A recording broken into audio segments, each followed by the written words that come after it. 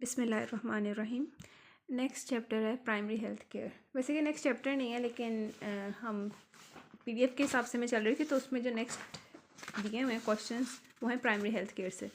तो अभी primary health care complete करेंगे चैप्टर इंशाल्लाह। उसके बाद एपिडेमियोलॉजी के क्वेश्चन स्टार्ट होंगे, मेन थोड़ी कैलकुलेशंस वगैरह वाले।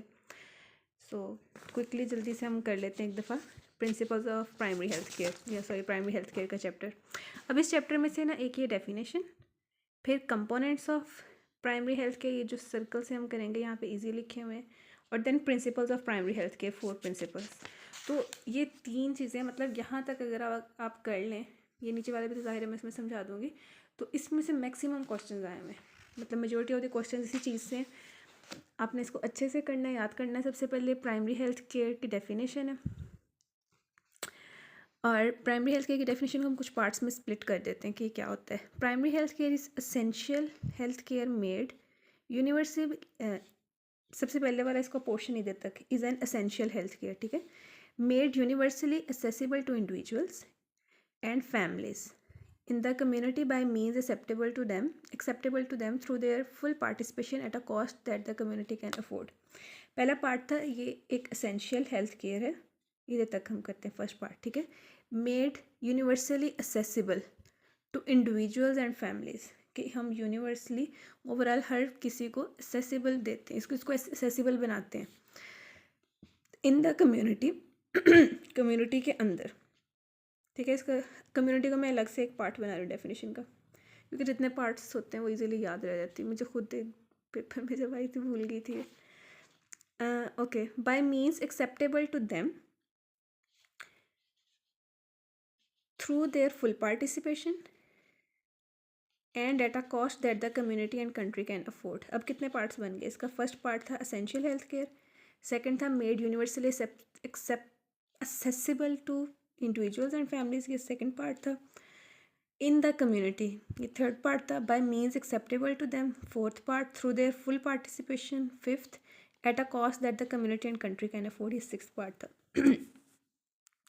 अब प्राइमरी हेल्थ केयर क्या होती है? एक एसेंशियल हेल्थ केयर है कि हर किसी का हक है या फिर ज़रूरी है, and it is made accessible. सबसे पहले तो ये एसेंशियल हेल्थ केयर है, फिर हम इसको ना क्योंकि ये एसेंशियल हम हर किसी के अप्रोच में लाने की कोशिश करते हैं, तो इसको अप्रोचेबल बनाते हैं, असेसिबल बनाते हैं इंडिविजुअल्स को और उनकी फैमिलीज़ को विद इन अ कम्युनिटी, ठीक है। उन तरह से या उन ज़राए से जिनसे वो एक्सेप्टेबल हो उनके लिए अपने, मतलब जैसे लास्ट ईयर आपको याद होगा बीएस में हमने पढ़ा था कि कुछ जगह पे कुछ लोग ये सपोज करते हैं या उनका एक कल्चरल बिलीफ होता है कि इंजेक्शंस नहीं लगवा सकते। तो हर जगह के अकॉर्डिंगली हमने देखना होता है। जो मीन्स, जैसे injection is a mean of provision of medication ना, तो जो एक्सेप्टेबल नहीं है उस इलाके में हम वो नहीं कर सकते। By means acceptable to them through their full participation. अभी फुल पार्टिसिपेशन वाला पॉइंट ना आगे करेंगे, जैसे कम्युनिटी पार्टिसिपेशन है, और इनफैक्ट इसका जो लास्ट पॉइंट है ना जहाँ पे था अप्रोप्रिएट टेक्नोलॉजी, वहाँ पे हम ये भी सारे वर्ड्स करेंगे, एसेसिबल, अफोर्डेबल, एक्सेप्टेबल वगैरह, तो वही इसके डेफिनेशन में आ रहे हैं। बाय, सबसे पहले हमने कह दिया असेसिबल है, फिर by means acceptable to them, तो ये वो दोनों चीज़ें आ गई ना, ये उसके हम प्रिंसिपल्स में भी वर्ड्स यही वाले रिपीट करेंगे। Through their full participation and at a cost that the community and country can afford. I hope so इस तरह से याद हो जाए। मैंने इसी तरह अब याद की है ये वाली, कि एक एसेंशियल हेल्थ केयर है जिसे हम यूनिवर्सली एसेसिबल बनाते हैं पीपल को and their family at community, in the community या फिर at community level, by means that are acceptable to them through their full participation at a cost that the community and country can afford. उसके बाद इसके components क्या हैं, इसके लिए हम ये साइकिल याद करेंगे। कंपोनेंट्स भी कहते हैं इसको, एलिमेंट्स भी कहते हैं, और कॉर्नर स्टोन्स भी कहते हैं। अच्छा, मैं आपको इसके क्वेश्चन दिखाऊंगी सारे बाद में ना।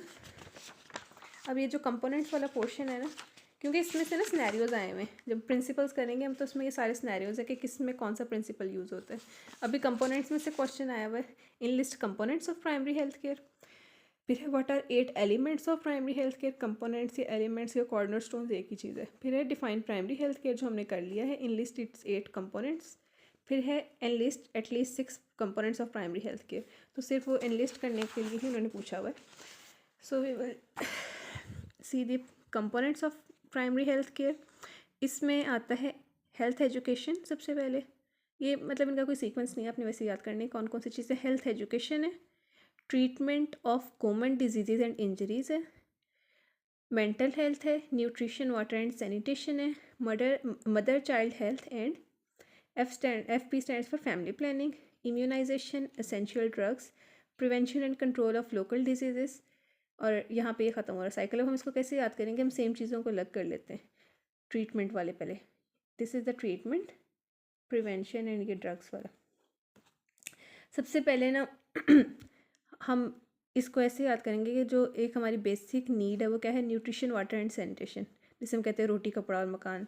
तो न्यूट्रिशन वाटर एंड सैनिटेशन इसका फर्स्ट स्टेप आ गया, ठीक है। अब न्यूट्रिशन वाटर एंड सैनिटेशन से पहले आएगा कि एक इंसान है, उसको वो पैदा होगा तो ये सारी चीज़ें देखेगा ना। तो मदर चाइल्ड हेल्थ हम सबसे पहले ले लेते हैं, family planning and mother child health. तो हम इस साइकिल को जैसे स्टार्ट करते हैं, सबसे पहले फैमिली प्लानिंग है, then mother and child health है, उसके बाद when you grow up you need nutrition water and sanitation, ठीक है। आपकी ये बेसिक नीड है। उसके बाद आपको चाहिए होती है एजुकेशन, तो हेल्थ एजुकेशन है और मेंटल हेल्थ है।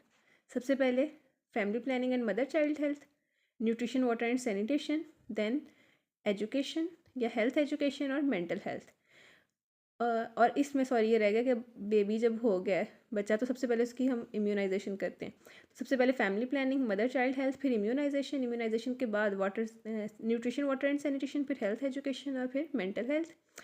अब उसके बाद हम सारी डिजीज़ वाले ले आएंगे, ठीक है। सबसे पहले हम प्रिवेंट करेंगे कि किसी को डिजीज़ हो ही ना, तो prevention and control of local disease इसमें आ जाएगा।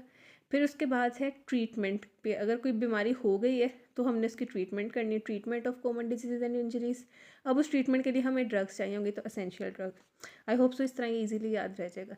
सबसे पहले क्या था, family planning and mother child health, ये दोनों चीज़ें रेलिवेंट है to the birth of a baby. Family planning हो गई और मदर चाइल्ड हेल्थ, उसके बाद बच्चा हो गया तो उसकी इम्यूनाइजेशन के बाद उसको रोटी कपड़ा और मकान चाहिए to stay in the community, या फिर अपने एक अच्छा हेल्थ स्टेटस के लिए, तो वो न्यूट्रिशन वाटर एंड सैनिटेशन। और ये किसी पार्टी का था ये ना स्लोगन, रोटी कपड़ा और मकान। जब हमें वो PS पढ़ाते थे सर, तो वो बताते थे शायद पीपल्स पार्टी का या क्या किसी का पुराना ना ये था स्लोगन था, रोटी कपड़ा और मकान। तो इससे याद किया हुआ था मैंने, न्यूट्रिशन वाटर एंड सैनिटेशन। तो उसके बाद है हेल्थ एजुकेशन, आप उसको एजुकेशन प्रोवाइड करें। हेल्थ एजुकेशन के साथ ही हमने मेंटल हेल्थ कर दिया, ठीक है। मेंटल हेल्थ के बाद हमने कहा कि अब हमने प्रिवेंट करना है कि उसको कोई डिजीज़ ना हो, तो prevention and control of local diseases, और अगर हो गई है तो treatment of the common diseases and injuries और एसेंशियल ड्रग्स। ये तो सारा है, पॉइंट्स बताएं कि निमोनिक्स के तौर पे बताएं इसको याद करने के लिए। ये जैसे prevention and control of local diseases, तो ये कम्युनिटी लेवल पे बात हो रही है। Treatment of common diseases and injuries, ये भी कम्युनिटी लेवल पे बात हो रही है, ठीक है। नेक्स्ट है, अच्छा अब इसके साथ में इन्होंने ये सिनेरियो दिया हुआ कि World Health Organization securing the health, define primary health care, what are 4 principles. तो इसमें हमने प्रिंसिपल्स बता देने, ये कंपोनेंट्स, प्रिंसिपल, एलिमेंट्स सारी यही हैं। सॉरी प्रिंसिपल्स ये वाले, सॉरी जो अगर कंपोनेंट्स या एलिमेंट्स पूछें तो ये हैं, और प्रिंसिपल हम आगे पढ़ेंगे। And what are its 8 elements, ये वाले जो हैं ये एलिमेंट्स हैं या कंपोनेंट्स हैं, और जो प्रिंसिपल्स हैं वो 4 हैं, ठीक है। क्या इसके 4 असूल हैं, इक्विटी और equitable distribution of health services. Equity और equitable distribution of health services से मुराद है, एक होता है इक्वालिटी, एक होता है इक्विटी। इक्वालिटी का मतलब होता है कि आप हर किसी को, अगर आपके पास एक केक है, उसके 4 स्लाइसेस हैं, तो आपका और 4 लोग हैं आपके पास, तो आप उन चारों को एक एक स्लाइस दो, ये है इक्वालिटी। इक्विटी होती है कि आपने किसी सामने वाले को उसकी ज़रूरत के मुताबिक देना है। सपोज़ इनमें से 2 बच्चे हैं, वो भूखे हैं, उन्होंने सुबह से कुछ नहीं खाया, और इनमें से 2 हैं वो अभी ना वो उन्होंने अच्छे खासा ना अभी लंच करके हटे हैं, ठीक है, हैवी लंच उन्होंने किया है।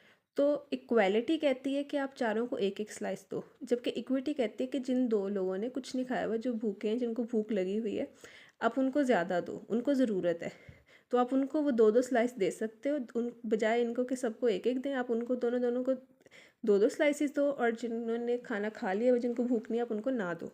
ये होती है इक्विटी। तो इक्विटी या equitable distribution of health services हमने करनी कि जिन लोगों को ज़्यादा ज़रूरत है उसको पहले हमने प्रेफर करना है। कम्युनिटी पार्टिसिपेशन की, कम्युनिटी पार्टिसिपेट करें इन provision of primary health care, जैसे कि ट्रेडिशनल बर्थ अटेंडेंट्स जो होती हैं, TBAs होती हैं, उनको ना कम्युनिटी लेवल पे सिलेक्ट किया रहता है, और उनको थोड़ी सी ना बेसिक वो ट्रेनिंग प्रोवाइड की जाती है ताकि वो मदर एंड चाइल्ड हेल्थ की थोड़ी सी फैसिलिटीज़ दे सकें डिलीवरी वगैरह में। इसके बाद है इंटर सेक्टोरियल कोऑर्डिनेशन, कि डिफरेंट जो सेक्टर्स हैं जैसे हेल्थ सेक्टर और साथ transportation, agriculture, social welfare departments, ये सारे मिल के चलें, मिल के प्लानिंग करें। फिर है प्रॉपर टेक्नोलॉजी, कि आपने टेक्नोलॉजी को का बेहतर तौर पे इस्तेमाल करें। इसमें ना 4 चीज़ें आती हैं कि अवेलेबल हो, अफोर्डेबल हो, असेसिबल हो एंड एक्सेप्टेबल। इसको हम 4 A's भी कहते हैं, available, affordable, acceptable and accessible. अभी वीडियो काफ़ी लेंथी होगी, नेक्स्ट में इसके सिनेरियोज़ करा देती हूँ, जिसमें इससे सिनेरियोज़ आए हुए हैं।